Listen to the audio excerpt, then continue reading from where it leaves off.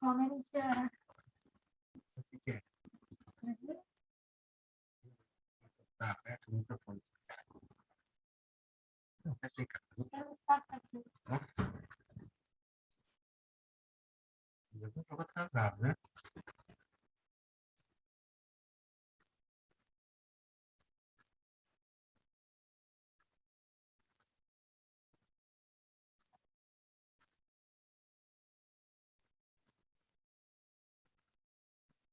Felipe, hoje tem Copa do Brasil. Tem, ó. Hoje tem Atlético, Flamengo e Galo e Fortaleza. É, são os. Atlético Flamengo. Onde, ó, hoje?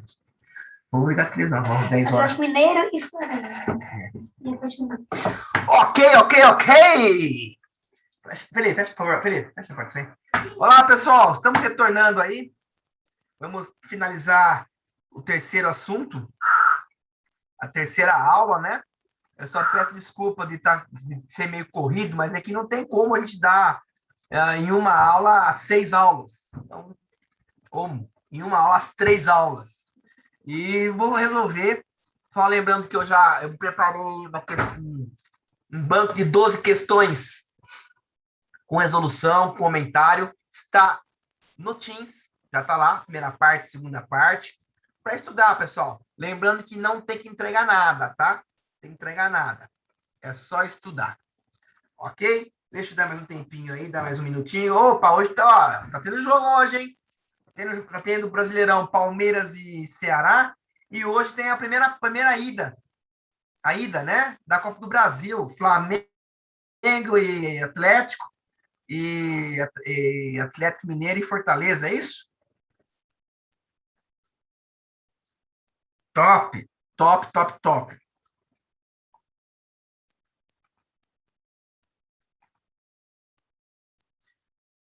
Bom, vamos então dar início aqui, pessoal. Então, só lembrando aí aos alunos que perguntaram, ó, rapidamente, pessoal, as que entroava na matéria minha e na matéria do professor Honda.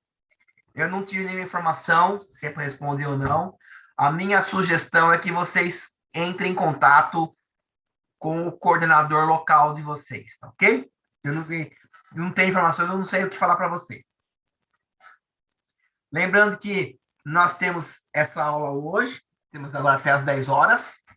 Eu vou terminar essa primeira parte. Então, eu dividi em 2 aulas. Nós temos aulas de revisão hoje e temos mais uma aula dia 3, depois de finados. Eu quebrei no meio a turma aí, essa revisão, onde eu preparei no primeiro horário a primeira aula, que é a parte de sociedade, meio ambiente e desenvolvimento. A segunda aula, poluição atmosférica e hídrica. E a segunda parte que eu falei sobre produção mais limpa e PP, tá? Agora nós vamos falar do balanço de energia. Acabando aqui, eu vou resolver testes de 12 questões referentes até balanço de massa. Ok? Então, esse material. E as provas começam dia 8, pessoal. Nossa prova é dia 17. Então, nós temos mais um. Então, aí, ó, entrem no Teams, gente. Entrem no Teams. Lá eu coloco, lá no feed, todas as informações. Falei que iria iniciar uma revisão hoje da aula 1, 2 e 3. Esse aqui é o último assunto.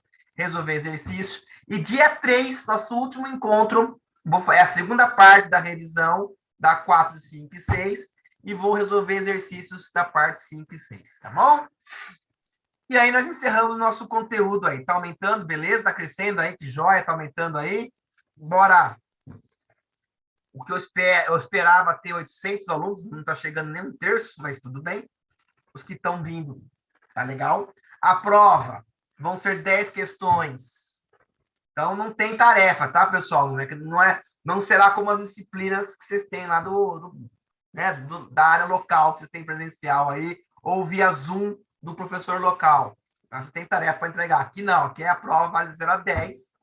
Vão ser 10 questões, totalizando aí, né? 1 ponto cada questão, totalizando 10 pontos. Tirou acima de 7, está aprovado. Carimbo certíssimo para o terceiro ano. Tirou menos que 7, teremos uma prova em dezembro de exame, e aquele aluno que perdeu a prova por motivo de saúde, trabalho, ele vai ter uma substitutiva, tá bom?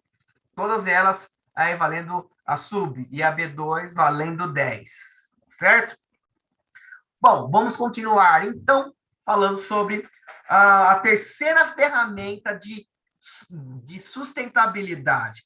Essa ferramenta aqui, por que eu estou usando o balanço de massa e o balanço de energia? Como eu falei na aula passada. Na aula passada, eu falei sobre produção mais limpa. E para você realizar a produção mais limpa, eu preciso executar um projeto. E esse projeto, ele envolve 6 tópicos. E o primeiro tópico, que é a parte de base de dados, entra o balanço de massa, balanço de energia e a parte de custos. Porque para eu plantar uma produção mais limpa, eu tenho que conhecer o processo. Eu tenho que saber o que está entrando, o que está gerando e o que está saindo. É muito importante, tanto na forma de massa como na forma de energia. Tá certo?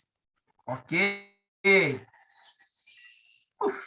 Então, balanço de massa e energia são ferramentas que auxiliam o engenheiro a conhecer. Olha só, essa ferramenta de balanço de massa e energia, ela é muito importante também para o engenheiro de processo.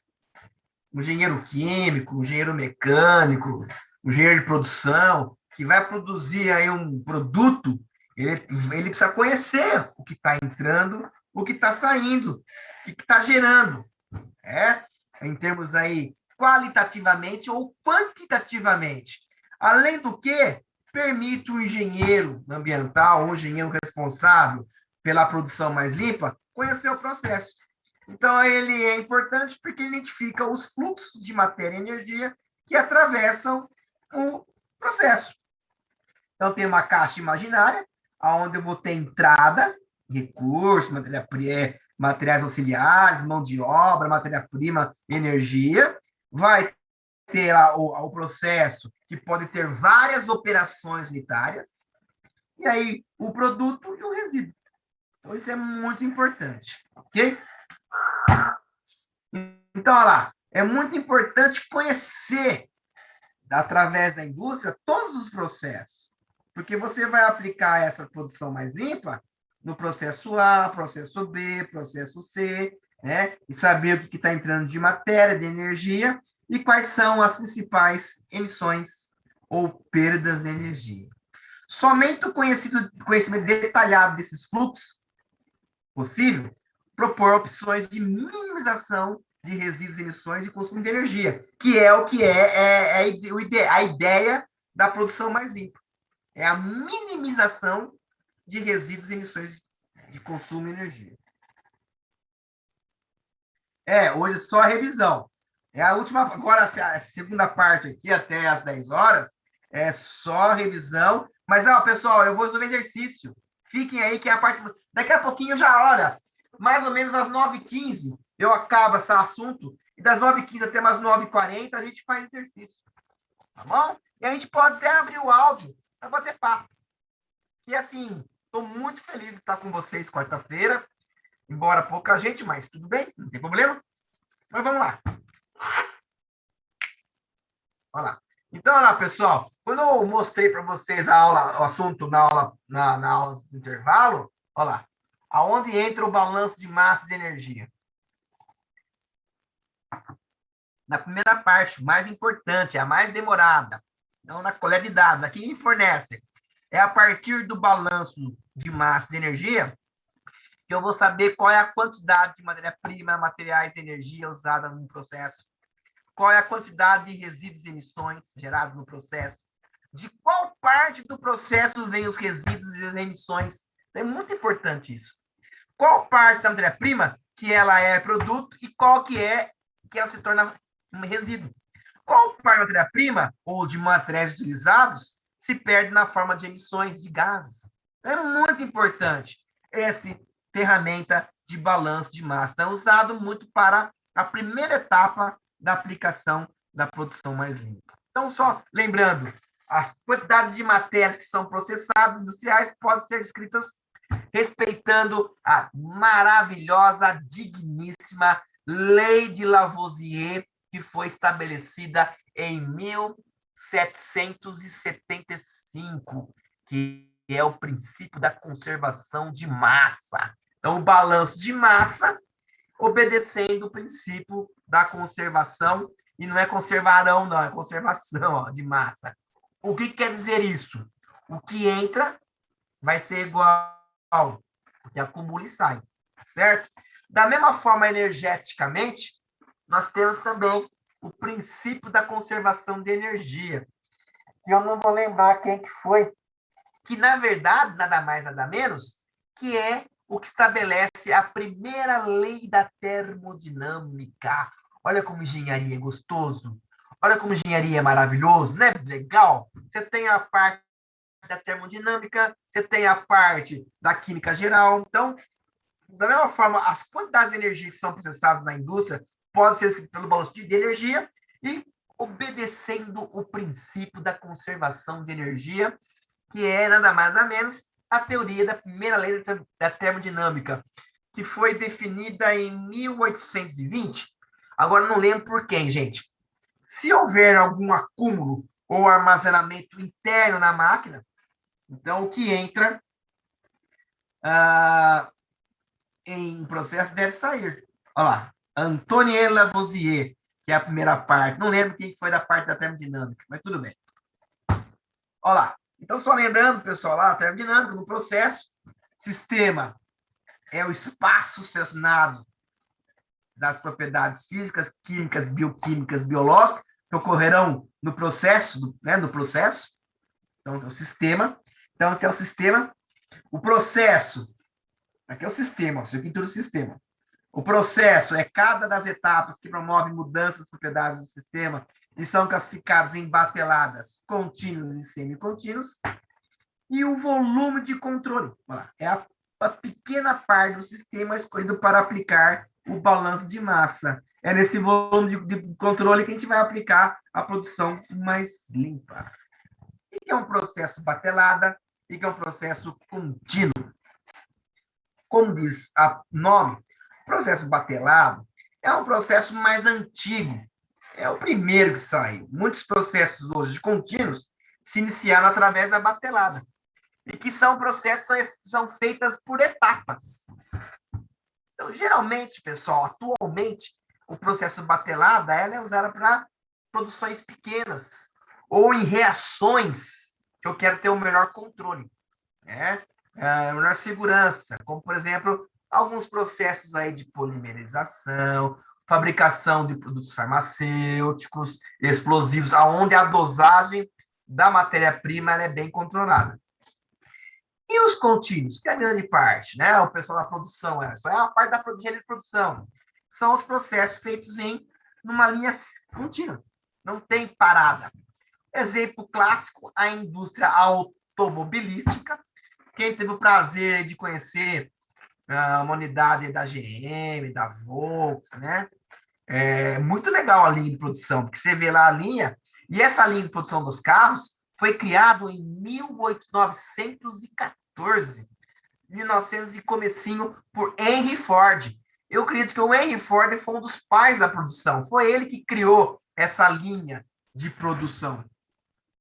Olha lá, quem trabalha na GM, né? E qual unidade? Do ABC ou do São José? Eu já tive o prazer, meu sogro trabalhou na fundição, na GM de São José, meu cunhado trabalhou no injetor na unidade de São José, e eu tive o prazer de conhecer uma linha. Na época, aí São Caetano, que Bruna, que legal! Oh. Então, aqui em São José dos Campos, a unidade está bem pequena, né, Bruna? Se eu não me engano, fabricava só S10. Aí estão todos os carros. Maravilhoso, maravilhoso.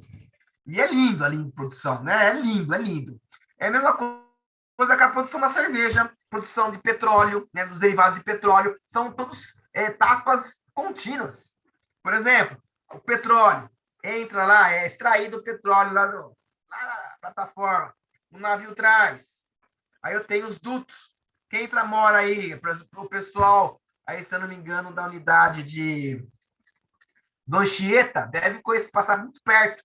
Tem os emissários que saem do Porto de Santos, se não me engano, que vai até aí a Cozipa, algumas unidades, não é isso? E aí, no caso, vai entrando no petróleo cru, bruto, aí entra num dispositivo onde vai ter um aquecedor, vai entrar numa coluna de destilação, com pressões controladas, com pressões diferenciadas, e aí vai ter o que chamamos de craqueamento do petróleo.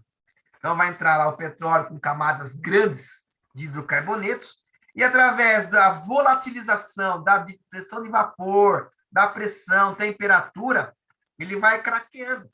Então, primeiras camadas que saem são as partes sólidas, no meio a parte líquida, e no final a parte gasosa, que são separados. Então, no caso aqui, a parte básica é o asfalto, né? A nafta, que são materiais poliméricos, com cadeias longas de hidrocarboneto.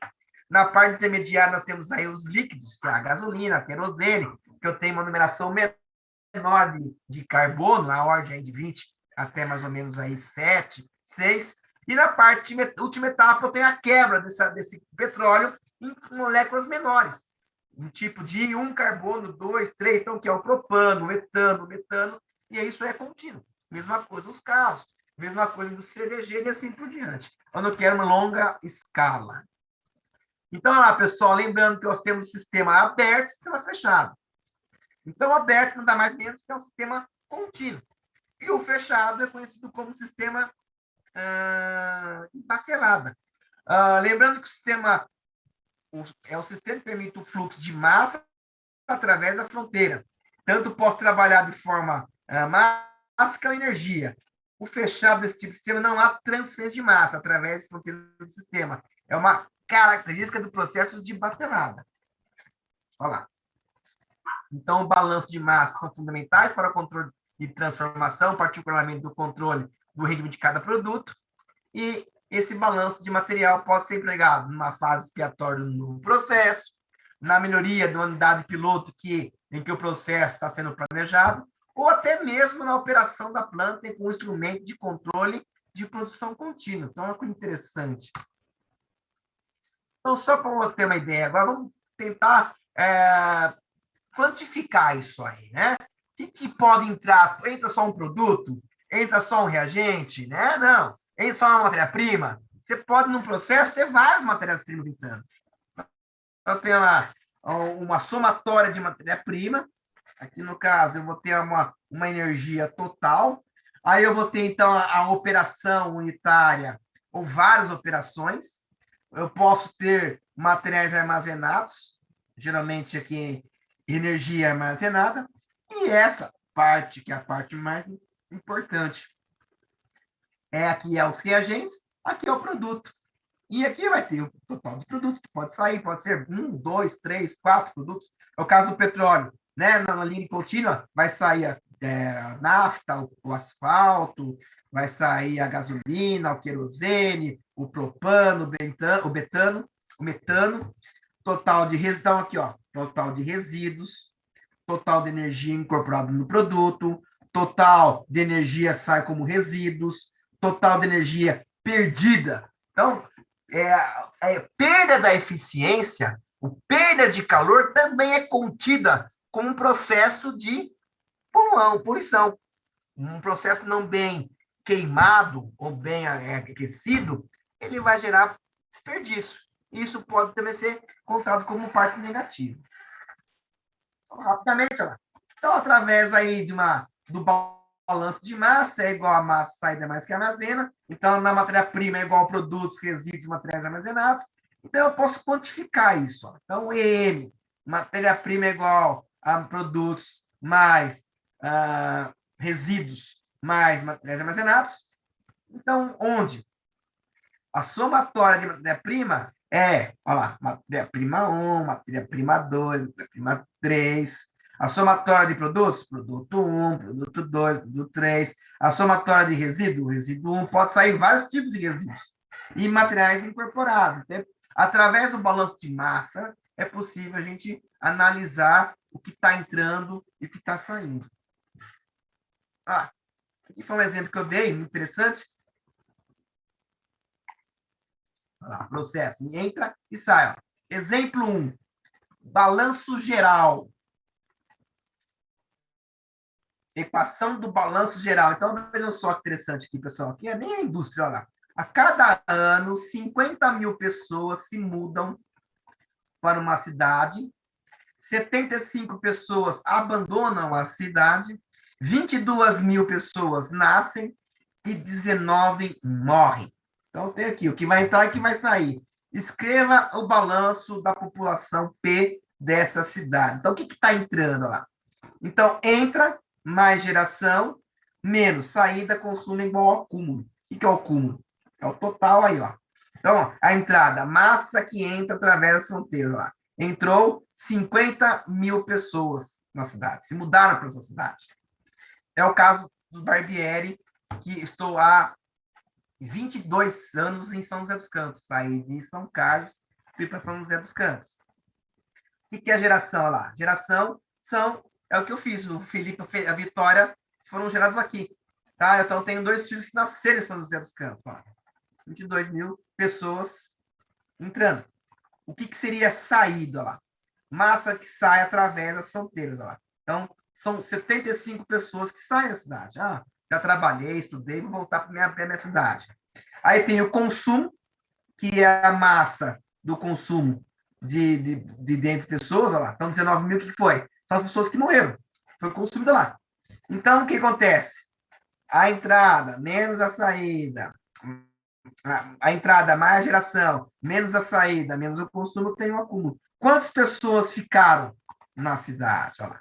50 mil mais 22, é o que gerou, menos 35, menos 19. Então, o acúmulo teve uma perda de menos 22 mil pessoas. Então, assim sendo, cada ano a população da cidade diminui 22 mil habitantes. Só para você ter uma ideia, não é tão importante isso aqui, né? Por exemplo, olha lá, processo bem genérico de um processo de combustão de uma máquina a vapor ou uma máquina, uma Maria Fumaça que é aquecida para mover aí trilhos e vagões à base de um carvão mineral. O carvão mineral é formado por carbono, oxigênio, enxofre, hidrogênio, nitrogênio e água. Aqui foi colocado em mols uma quantidade que é entrada. Então, o que acontece? Aqui é um processo de combustão. Então, a queima do combustível é a queima do combustível, que é o carvão mineral, e o combustível, que é a parte, que é o comburente, que é o ar atmosférico, sendo do ar formado por oxigênio, 70% aí de nitrogênio e 20%, 21% de oxigênio, o resto nitrogênio. Tá ok? É feito, então, o processo de combustão. Isso, é 21% de oxigênio. E quanto que é o restante? É que, na verdade, isso, 39, exatamente. Além, assim, é isso mesmo, é exatamente isso, 20,9 e 78. Por que, Barbieri? Isso, 0,1 vai ter nitrogênio, vai ter argônio, que é 0,005%. Exatamente, Davi, você conhece bem isso aí, hein? Show de bola. CO2, hidrogênio, gases nobres, perfeito. Esse é o dia a dia? Pô, top, cara. Ó, puta, show de bola, é isso mesmo, cara. É que o pessoal, viu, Davi, para efeito de cálculo, eles colocam praticamente 21%, né? O oxigênio e 79% o hidrogênio, mas é exatamente o que você falou, é 0,1 argônio, criptônio, CO2, pô, top, hein? Que legal, cara, que legal. Bom, então o que acontece? Então, observe que é o seguinte, aqui vai ocorrer uma reação de combustão, que nada mais, nada menos, que é um processo eletroquímico. Então, nessa colisão do combustível, que através de uma energia de ativação, aqui no caso é a vela, vai ocorrer, então, o quê? A transferência de elétrons do combustível para o comburente. E aí, no caso, o que vai acontecer?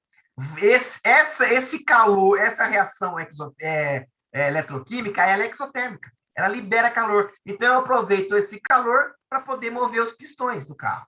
Só que, consequentemente, esse calor que é gerado, que vai para os pistões, infelizmente, ele vai ter os resíduos, os fumos. É o que sai no escapamento. Então, geralmente, Os fumos que saem de um carvão mineral é o CO2, a água, dióxido de enxofre, oxigênio e nitrogênio.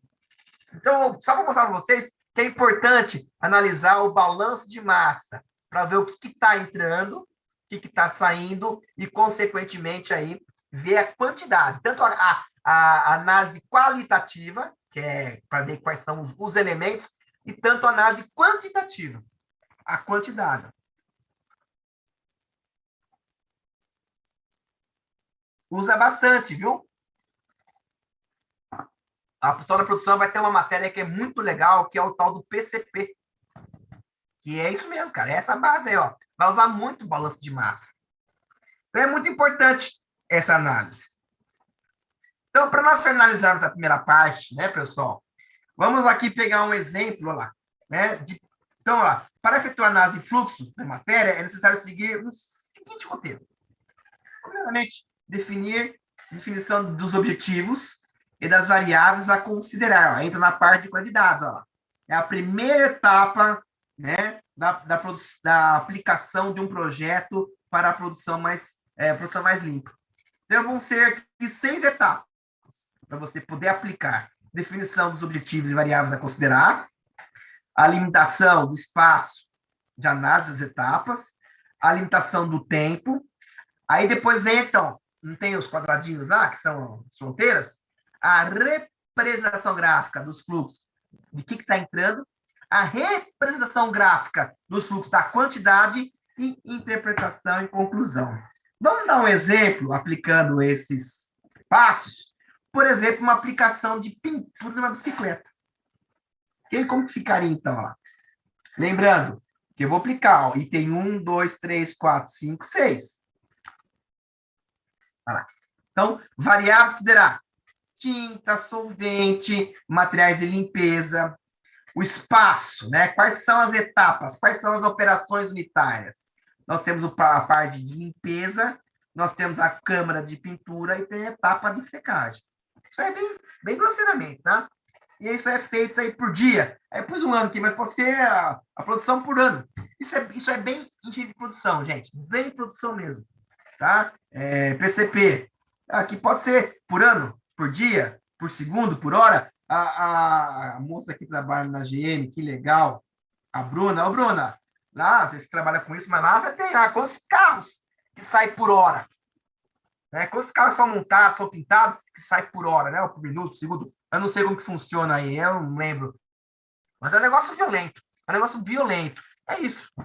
Aí, consequentemente, deve ter, lá na empresa da Bruna, um grupo que está responsável em aplicar a produção mais limpa. Consequentemente, você aplica a produção mais limpa, você também vai ter mais o quê? Menos desperdício, mais lucratividade. Olha lá. Na Ford era 1 por minuto. Então, é foda, os caras são foda. Então, tá aqui, ó. Aqui a caixa imaginária. Vai entrar a bicicleta sem tinta. Vai entrar aqui, ó. Vai entrar thinner, fita crepe, tinta, filtro de ar. Vai entrar água, vai entrar detergente, desengraxante, vai entrar mais thinner. Então, tem a entrada, tá vendo aqui, ó? A entrada tá escurinho. Aí tem as 3 etapas, que é a limpeza, a pintura e a secagem. E depois aqui faltou, pessoal, desculpem, tá? Aqui faltou eu colocar aqui, ó, que safadinho, ó. Faltou colocar aqui os resíduos. Olha lá, resíduos. Ok? Faltou essa parte. Então tem a saída, a bicicleta pintada e os resíduos. Então vai sair o filtro, tinta, o ar, né? Vai sair aqui o desengraxante, vai entrar a água, o desengraxante, vai ter que sair. Vai entrar o thinner, vai ter que sair. Vai ser colocado o filtro, né? Vai entrar o ar, vai ser com pistola de ar comprimido. Então tem que verificar isso aí, tá vendo? É muito interessante. Continuando, então. Opa.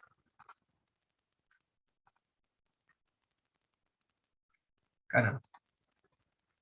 Não quer sair. Agora vai. Olha lá. Então, olha lá. Primeira coisa, analisar.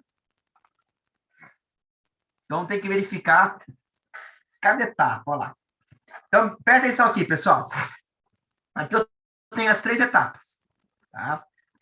Opa, deixa eu anotar aqui, ó. Tem as 3 etapas.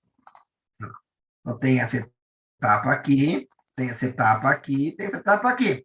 Então, aqui vai entrar, ó, a entrada da bicicleta, vai entrar água, vai entrar detergente, correto? Aqui vai entrar tinta. Aí, na primeira parte, ó. Aqui vai entrar, então, olha só, a água vai aquecer. Então, aqui, na verdade, é um processo de desengraxante. Nós vamos desengordurar. Quanto mais seca, limpa tiver a superfície, no processo da pintura, melhor. Quanto mais gordura, sujeira na superfície, menor o rendimento, mais desperdício de tinta e de tinta. Olha lá. Primeira parte que eu tenho que me preocupar com a produção mais limpa. Desengraxante usado. Aí vem a segunda parte, que é a pintura. Então, vai entrar o filtro, o ar, né, que vai ser o ar comprimido. No caso aqui, olha só, é feita uma limpeza do excesso, vai entrar o thinner, vai ser pintado, vai ser aqui, no caso, uma limpeza para ter o excesso, ele vai sair. Ó. Então, aqui eu tenho uma outra saída. Ó. Outra saída. Nesse mesmo processo, não vai entrar o filtro de ar, o ar, né, com a pistola, não, o filtro. Então, ele vai entrar, ele vai, então, sair, e nada secagem, olha lá, ele vai ter excesso de thinner e o ar sujo, e o filtro sujo. Então, vai ter o filtro, tinta, com ar, né, o thinner, em excesso. Então, aqui eu vou ter a terceira local de aplicação. Então, o que está em azulzinho aqui é a saída, ó, é a bicicleta. Então, nessas 3 etapas que eu tenho que me preocupar, me atentar e verificar que a produção mais limpa vai ser aplicada aqui, aqui e aqui. Ó. Olha que interessante.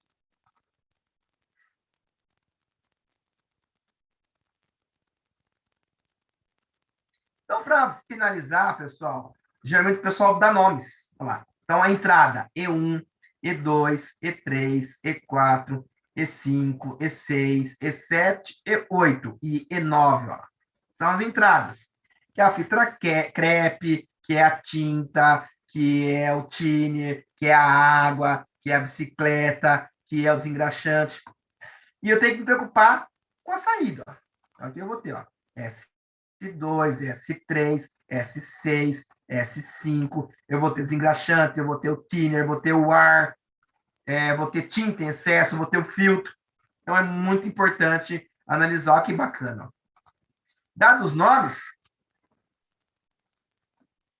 ó, eu posso, então, através dos nomes, saber a parte quantitativa. Tá vendo aqui? Ó? Só lembrando aqui, pessoal, lembrando, ó, lembra que eram essas 6 etapas? Olha lá. 1, 2, 3. Então, ó, eu apliquei no exemplo aqui, ó. 1, olha lá. 1, as variáveis a ser usadas. 2, quais são as operações. 3, o tempo. Aí entrei no 4. Aqui, ó. Então, aqui o 4 é a representação qualitativa. O que está sendo usado. Ó. Aqui eu aumentei, tá? Aí vem a parte de atribuição dos nomes e a parte 5, que é a parte quantitativa. Então, entra, olha lá, quantidades de quilos de bicicleta, quilos de tinta, quilos de solvente, quilos de fita crepe, metros cúbicos de ar comprimido, quilos de filtro de ar e assim por diante. E aqui eu vou ter, então, a quantidade de quilos de bicicleta, o metro cúbico aí de ar, tinte mais thinner, e a gente consegue, então, analisar o processo. Então, aí vem a última etapa, que é a 6, que é a interpretação. A gente fica nos pontos de geração de resíduos, estabelecer a relação entre dados resíduos gerados e o produto em certas etapas. Daí, com isso, para a gente verificar se está tendo um processo em bom rendimento, uma produção mais limpa, é calcular a eficiência do processo, aplicar a produção mais limpa em lugares onde estão sendo o quê? A geração de resíduos. E aí, para até poder melhorar o processo, comparar com parte particular com as etapas. Como que eu calculo a eficiência lá? O rendimento. O rendimento lá é o sai é igual que entra no caso da pintura da bicicleta. Então, o que é o rendimento? Olha lá, é o S1 menos E1. O que é o S1? O S1, olha lá, que sai, né? Ó, é a bicicleta menos, o que entrou aqui? Olha lá, 20.800 menos o que entra, ó, E1. Então, é a bicicleta pintada menos a bicicleta sem tinta, dividido pelo que entra aqui a tinta. Ó. E aí, no caso, eu vou ter o valor da eficiência, 20% que foi usado. Aí, o ideal seria que assumisse um valor maior que 50. Se você conseguir aí minimizar o processo de sujeira, de uma aplicação boa de pintura, eu posso melhorar a eficiência, consequentemente, melhorar a produção mais limpa. Para nós terminarmos essa primeira parte aqui, pessoal, então, aí vem então a observação, que o S5, o S6 é onde eu tenho que me preocupar e aplicar a produção mais limpa. Eu tinha dado uma aula sobre cimento, produção de cimento, pessoal, eu comentei, expliquei, que é a mesma coisa, rapidamente, ó. Então, o cimento, que é uma mistura de calcário e argila, né? Ela é uma proporção de 80 para 20, de calcário para 20 de argila. Então, a argila é formada por SiO2, AlO2, F2O3, essa é a argila. O meu calcário é o carbonato de cálcio, e ele é triturado, é misturado, 80 para 20, é homogeneizado, aí ele vai ser armazenado em silos, chamado farinha cru. Aí ele é levado a um ciclone de pré-calcinação para desidratar a minha argila e sofre o processo de clinkerização, um forno que está aproximadamente 1.450 graus Celsius. Olha lá. Então, eu tenho que me preocupar que vai entrar matéria-prima, eu tenho que me preocupar que vai entrar combustível desse forno, um forno. E aí, consequentemente, ele vai ter o produto, que é o clinker, silicato trical C3S, silicato bical C2S, o aluminato trical C3A e o ferro aluminato pentacálcio C4AF. Isso aqui, pessoal, juntamente com o gesso, eu tenho o cimento Portland. Esse cara em contato com a água vai formar o concreto com as resistências, a compressão, durabilidade, permeabilidade. Só que eu tenho que me atentar, olha só, está entrando a matéria-prima para a fabricação do clinker e está saindo aqui o meu clinker. Só que entra o quê? Entra resíduos sólidos, pastosos, e entra a questão dos combustíveis, as fontes renováveis, que alimentam o forno, carvão, petróleo. E aí eu tenho que preocupar aqui, ó. Aqui, ó. Então, aqui eu tenho a parte de energia térmica que queima o combustível para os fornos, energia elétrica consumida em todo o processo, e aqui eu tenho as emissões que são geradas. A indústria de cimentícia, ela é uma indústria muito danosa para o aquecimento global. Então, há uma ideia de colocar adições e minimizar a fabricação de clinker. Usar menos clinker, porque produzir clinker gera muita formação de CO2. Então, a ideia é você reduzir o clinker e colocar algumas adições, aí, como escora de alto forno, materiais vulcânicos, materiais à base de fibra calcária e assim por diante. Então, é feito toda uma análise. Mesma coisa aqui, ó, da cerveja, né? Então, a cerveja entra entra toda a matéria-prima, o processo, e tem aqui os produtos. Isso aqui foi falado nas aulas anteriores, tá? É glitter? Não, não é glitter, é clinker. É clicker. Bom, para fechar aqui, pessoal, o balanço de massa é a mesma coisa que o balanço de energia. Então, aplicando a primeira termodinâmica, né, a gente pode analisar o sistema de balanço de energia. Então, lembrando que o que entra é igual a energia de saída mais a energia armazenada e as perdas, ok? Que eu posso, então, contabilizar uma somatória de produtos de energia de saída, energia armazenada, né, e assim por diante. Finalizando, aqui eu tenho o último assunto, pessoal, é o último slide, para a gente poder entrar nos exercícios, tá ok? Eu tenho aqui um diagrama de Sankey, que é um diagrama que é teórico, que ele permite avaliar o que posso estar perdendo numa máquina térmica, uma caldeira, num forno, né? Então, entra a matéria, então eu posso ter algumas perdas, como calor armazenado dentro do forno, perda por resfriamento, perda por abertura do forno, perda por má a calefação, mas o grande problema está aqui, ó, é a perda nos escapes. Então, isso aqui que é o responsável aí no menor rendimento de uma máquina térmica, é a saída pelos escapes. Então, uma vez que os fornos operam em altas temperaturas, os gases de escape saem do forno a altas temperaturas. Quanto mais quente sair essas fumaças, menor é a eficiência. Então, quanto menor a temperatura dos gases de escape, que deixam o pré-aquecedor, maior será a eficiência do forno. Então, alguns exemplos do que pode estar aí ajudando na minimização da perda de rendimento. Tá? Exemplo de máquinas térmicas é a caldeira, por exemplo. Aqui vou cair, aqui vou cair. Acho que eu já vou para a parte de... Vamos entrar, então, pessoal, na lista de exercícios, tá joia? Deixa eu compartilhar aqui. Olha, vamos fazer vagarosamente. Vamos ver se abriu, né? Abriu, ó, abriu. Então, tá todo mundo vendo aí, pessoal? Deixa eu pegar aqui, ó. Escrito Exercícios de EMA, parte 1. Ok? Todo mundo vê?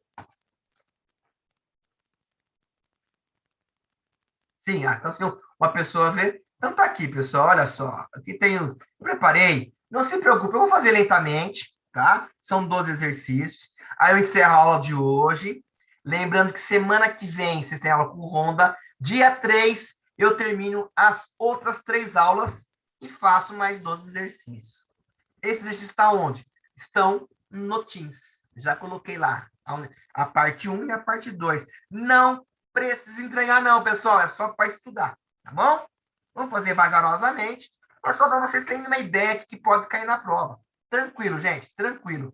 E lembrando que o AVA, que está uma matéria minha e do Honda, eu não tenho nenhuma informação de se é para responder ou não. A minha sugestão é que vocês entrem com o seu coordenador local e perguntem, tá bom? Muito obrigado. Os exercícios, vamos lá. Desde o início da história da humanidade, as populações deixa eu aqui, utilizavam plantas nativas, animais, minerais, e que eram transformadas em ferramentas, vestuários e outros produtos. O primeiro slide nosso. A produção, por mais primitiva que fosse, era sempre constituída por um sistema aberto de fluxo linear de materiais. Então, era sempre linear. Nós vimos que na produção mais limpa, isso, né, tive um bypass, vários bypass. Então, entrava a energia limitada, uma energia limitada, processo, produto, depois que eles tiravam aí e geravam. Então, por séculos, utilizaram os minerais, metais, fabricação. Na era pré-industrial, a humanidade considerava parte do ecossistema natural e, portanto, era sustentável. Pois, quais?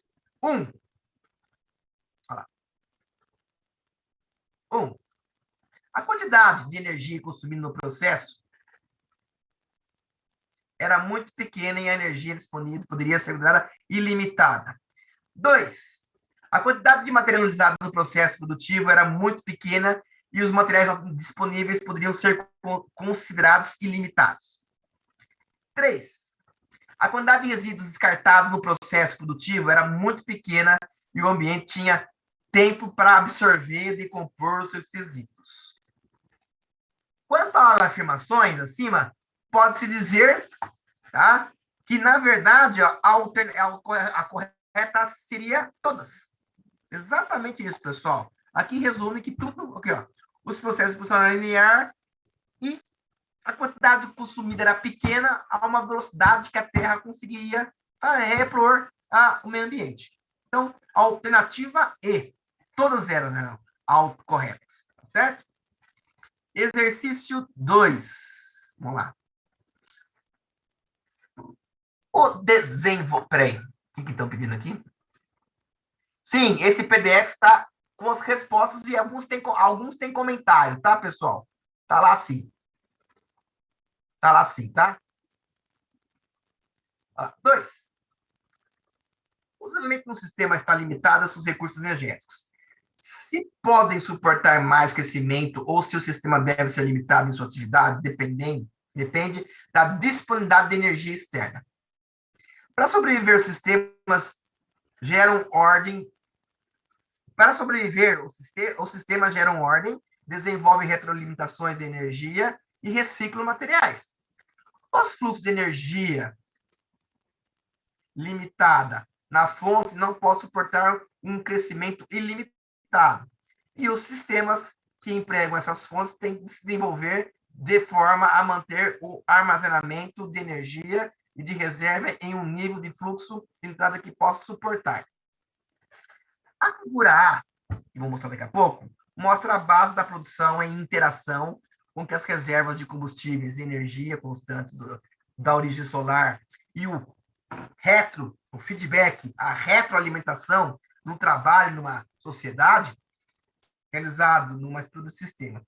A figura B mostra a simulação computacional em nosso mundo que mostra. Então, aqui, na verdade, pessoal, ó, aqui ele mostra um diagrama, né, de fluxos de matéria e de energia para a vida de uma sociedade, por exemplo, uma sociedade.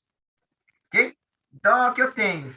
Isso aqui é uma matéria que vocês viram em desenvolvimento sustentável, primeiro semestre lá. Então, aqui eu tenho uma fonte de energia. Os slides não vão estar lá, porque os slides são os mesmos que eu usei nas aulas. Estão todos lá. O slide da aula 1, 2, 3, 4, 5, 6. Os slides estão tudo lá, pessoal. Aqui está separado por aula. Aqui eu juntei tudo, tá bom? Então, ó, tem lá a energia solar, vai entrar a reserva aqui de combustível, do petróleo, aí eu vou ter a transformação dessa energia, né, do sol em calor, combustível em calor, aí eu vou ter os fluxos, vou ter o crescimento populacional, a produção de alimento, uma plantação, né? E aí, ó, aqui na cidade, estrutura do homem. Então, aqui eu vou ter, a ideia é que ele, o quê? Recicla essa energia, ó, estímulo para crescimento da alta energia. E aqui eu tenho depreciação. Aqui, em cima desses fluxos que entram de energia para a vida do homem, alimento, vestuário, eu tenho aqui um gráfico que mostra a questão da energia por ano.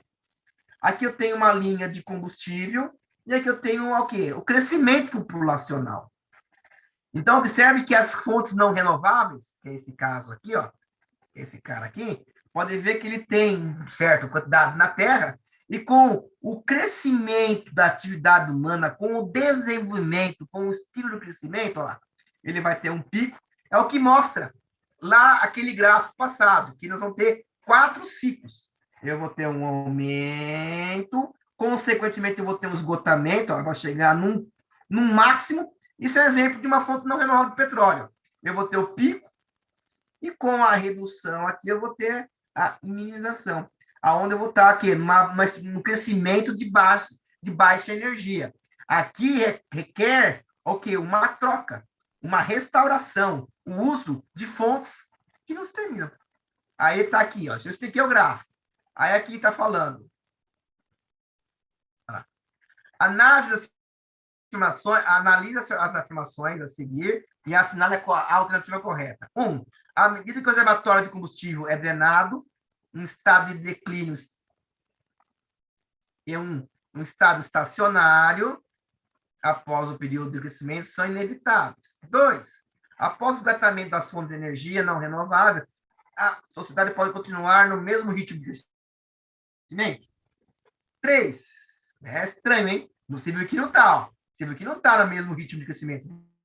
Porque a sociedade é a estrutura. E cai. Vai, Vitória. 3. Esse modelo macroscópico simples mostra a nossa sociedade e depende fortemente das energias disponíveis. A solar, que é renovável, e as não renováveis, que é o petróleo. Então, aqui, para mim, seria a 1 e a 3. Então, correto. Alternativa correta. 1 e a 3. Então, o desenvolvimento do sistema está limitado aos recursos energéticos. Para sobreviver, os sistemas geram ordens de retroalimentação. Perfeito. 3. A partir da década de 1950, o aumento das atividades humanas tornou-se mais significativo, mostrando que os últimos 60 anos foram um período de mudanças sem precedentes na história humana. Esse crescimento também resulta... A 2 é a alternativa D. D, ó. É somente a 1 e a 3. Correto. Tá? Valeu. Obrigado. Fábio Júnior. Então, lá. Esse crescimento também resulta... Depois, pessoal, eu vou passar com vocês, mas depois vocês leem com calma, tá? Eu vou tirar os exercícios, alguns deles aqui, ó. Dessas listinhas aqui, tá bom? O aumento da atividade humana leva não só ao esgotamento das fontes de energia, mas também ao acúmulo de resíduos, além de substâncias tóxicas dissipadas no ambiente, que exerce pressão sobre o ambiente e, consequentemente, sobre a saúde e a qualidade de vida. A Terra está em crise. O clima está mudando rapidamente e inexoravelmente. Os oceanos estão morrendo, as calotas polares estão derretendo, de 1 a 2/3 de todas as espécies de plantas, animais e outros organismos podem extinguir ao longo de próximas décadas. Bilhões de pessoas ao redor do mundo terão uma vida marcada pela sede, pela fome, pela pobreza, pela miséria, né? Com maior compreensão na natureza do sistema de apoio à vida da Terra, surgiu uma consciência crescente de que as atividades humanas exercem uma grande influência cada vez mais sobre o funcionamento da Terra. Essas atividades humanas que afetam fortemente o funcionamento da Terra, pode citar-se o uso intensivo de combustíveis fósseis. Tá? O que está danificando? O uso intensivo de combustíveis fósseis, o consumo frenético de produtos manufaturados, consumismo. O uso intensivo do solo para a produção de alimentos e fibras, o uso intensivo da água e o represamento de rios para a produção de energia, tá? Então, e todas as alternativas. Corretamente, pessoal, tudo está levando a consequência que foi falada nesse texto. Então, essas respostas aqui, ó, todas estão corretas. Então, a alternativa E, ó, o modelo de desenvolvimento atual baseado em fontes de energias não renováveis gerou grandes problemas ambientais atribuídos a partir do século 70. Foi o quê? O uso muito de fósseis combustíveis, o uso de produtos manufaturados, muita produção, muita geração de energia, muitos resíduos. Muitos uso do solo, usar muito defensivo agrícola. Então, todas as alternativas corretas. 4. O ciclo de bens tocados pela nossa sociedade, o ciclo de crescimento, tem 4 fases: crescimento, clímax, declínio e o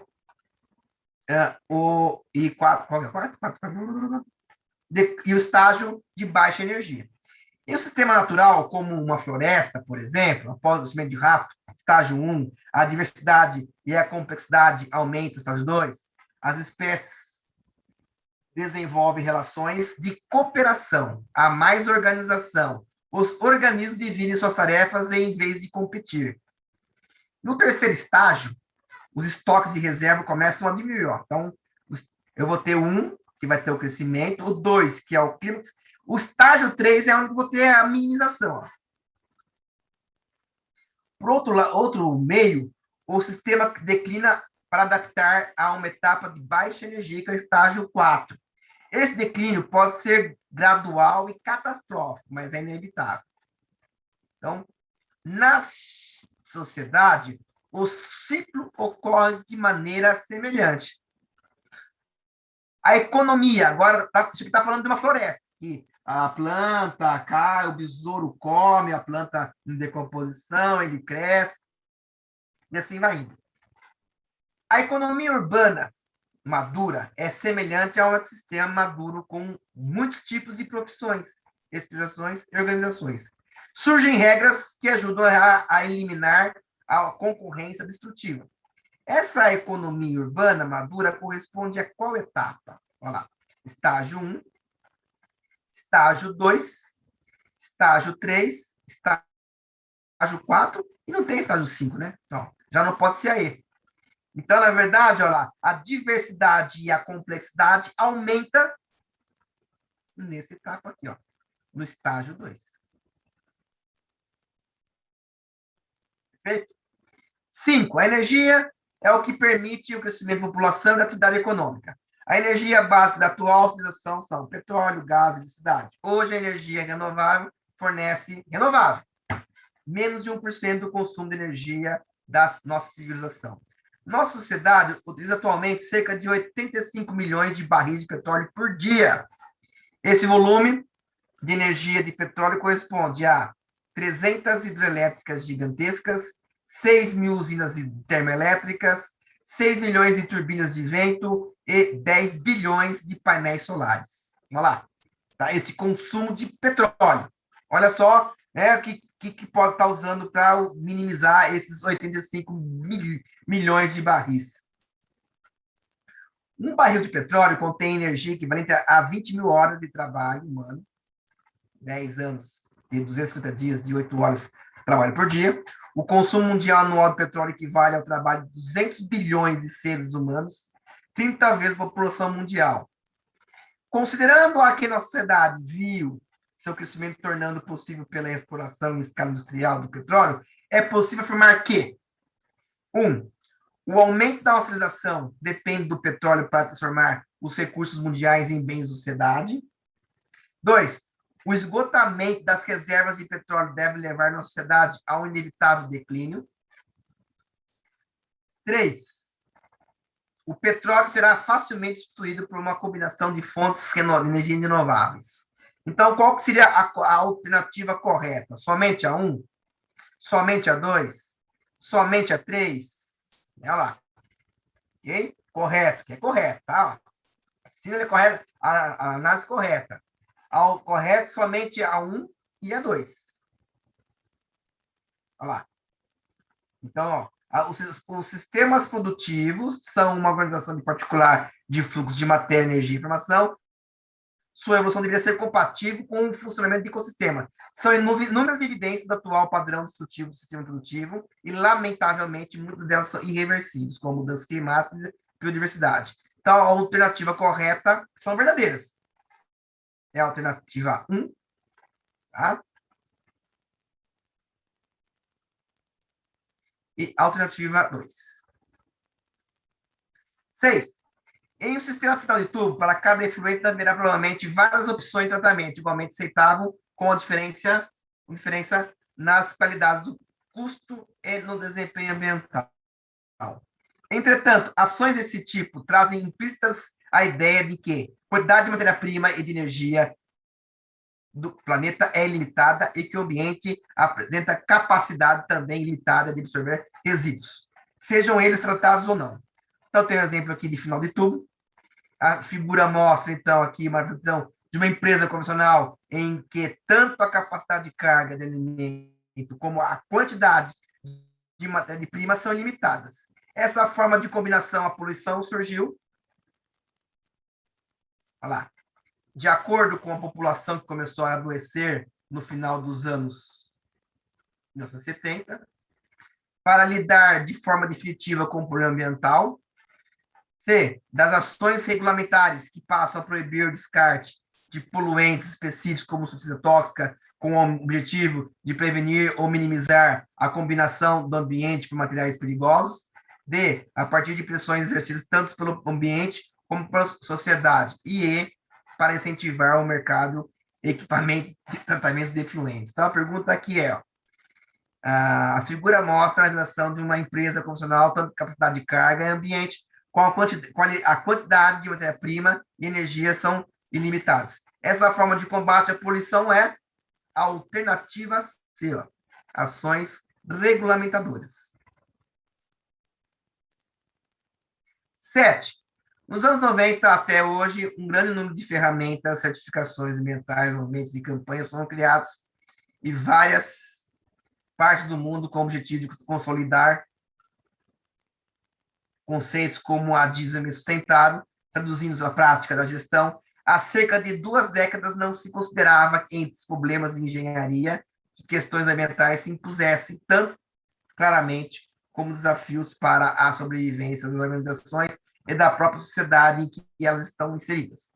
Na década de 70, na década atual, já é possível perceber uma evolução das práticas e conceitos da responsabilidade empresarial que ganha consistência como atividade profissional, principalmente dos engenheiros. A busca das empresas pelo equilíbrio de suas ações na área econômica, ambiental visando a sustentabilidade e a contribuição cada vez mais efetiva à sociedade, é hoje um fato. Para medir esses equilíbrios, alguns modelos e ferramentas globais aceitos têm sido utilizados no dia a dia empresarial para o aperfeiçoamento de seus processos e ações. É por meio dessas atividades, ferramentas e modelos que as empresas mostram de forma transparente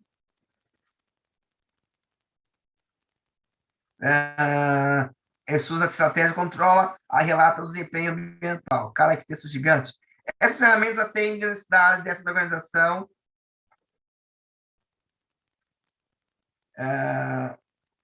aprendizado, estruturação, prestação de contas, importação. Entre as novas ferramentas para controlar e relatar o desempenho ambiental, pode-se citar. Quais são as ferramentas que nós estudamos? A, produção mais limpa, ecoeficiência e remediação. Não lembro de ter falado de remediação. Isso não vi. Final de tubo, ecoeficiência e remediação. Também não falei desse cara aqui, não.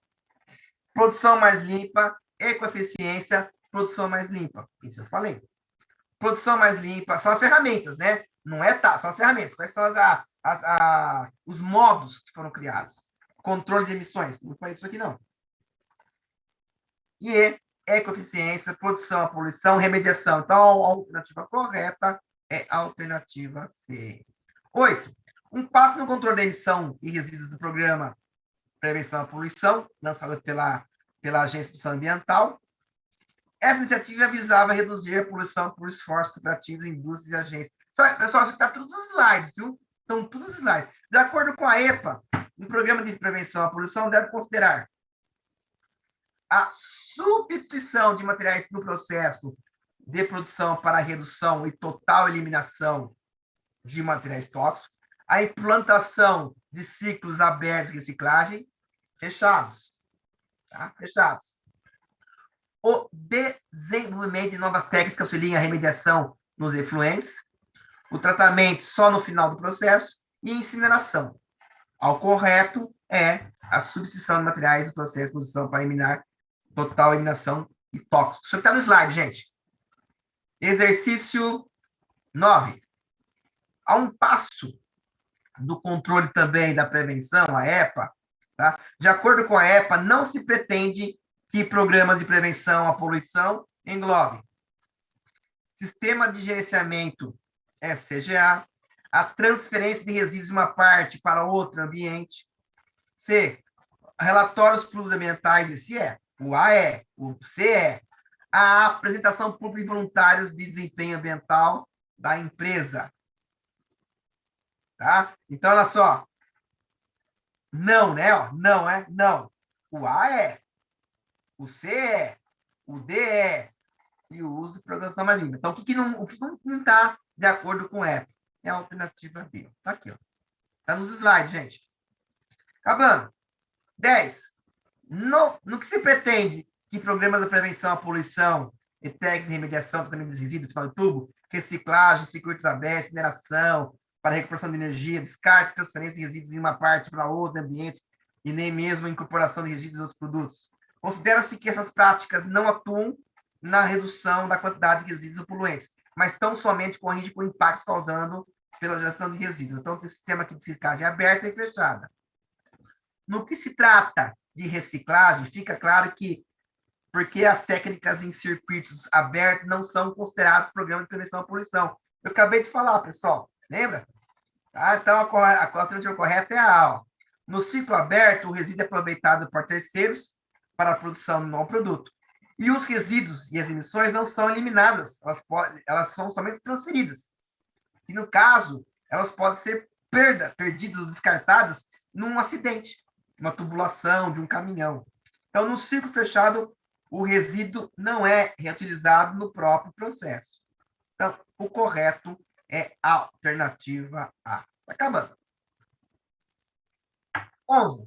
A implementação das práticas de produção mais limpa resulta numa redução significativa de resíduos, emissões e custos. Cada ação, no sentido de redução do uso de matéria-prima e energia, prevenir ou reduzir a geração de resíduos, pode aumentar a produtividade e trazer benefícios econômicos para a empresa. A produção mais limpa prioriza os esforços dentro de cada processo isolado, colocando a reciclagem externa entre as últimas opções a considerar. Busca-se maximizar a intervenção do processo com vistas à economia de matéria-prima e à minimização de resíduos. Entre as ações de produção mais limpa, podemos citar a substituição de materiais, mudança parcial do processo, redução de emissões de substâncias tóxicas, melhoria no processo de produção. Pessoal, isso aqui está nos slides, ó. Exatamente, todas as alternativas.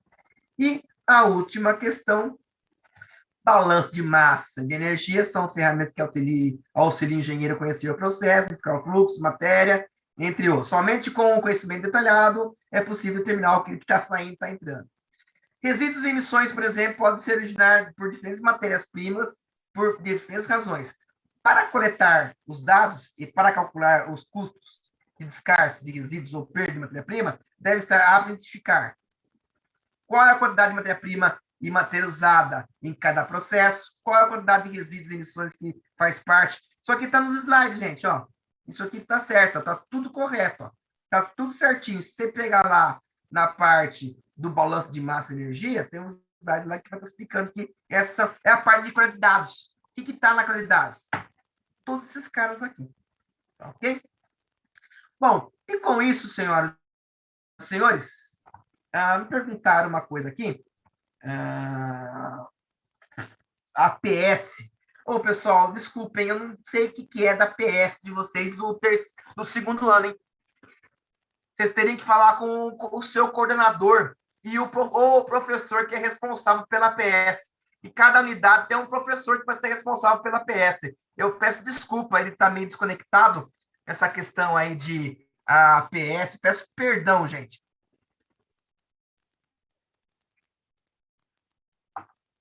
Obrigado aí pelo meu dia. Obrigado a todos aí.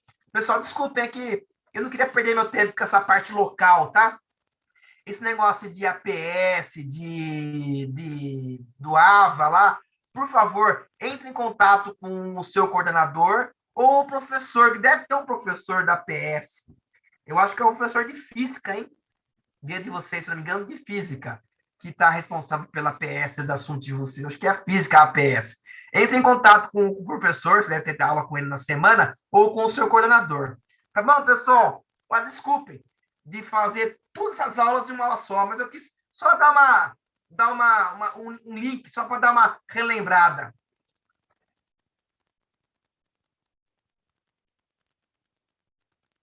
Tá ok, pessoal?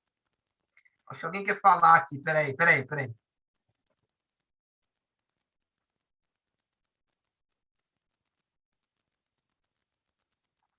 Pode falar. Professor, a 12 qual que é, professor?